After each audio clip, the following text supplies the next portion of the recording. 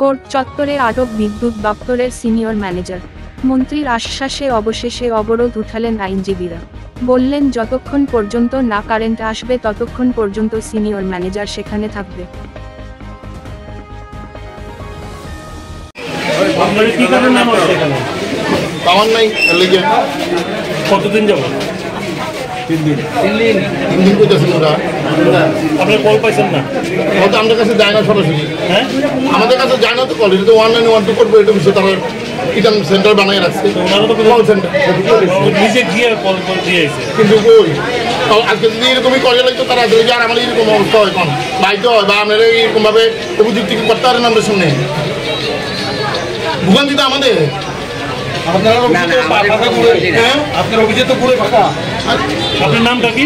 আমরা পপু কি? আপনার ডেজিগনেশনটা কি?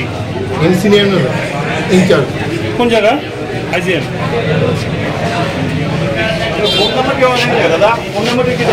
এটাই তো 191 করে ধরে না তো তারা, কি জানি আমরা না দাদা এটা করবো, তো আমরা নাই তো করবো এটা ভুতুরিয়া মেইন সেন্টার করে রাখছে। এক্ষণে কি খবর পেয়েছে? পাওয়ার নাই এর লিগে খবরটা কেনা দিচ্ছে পাইছি।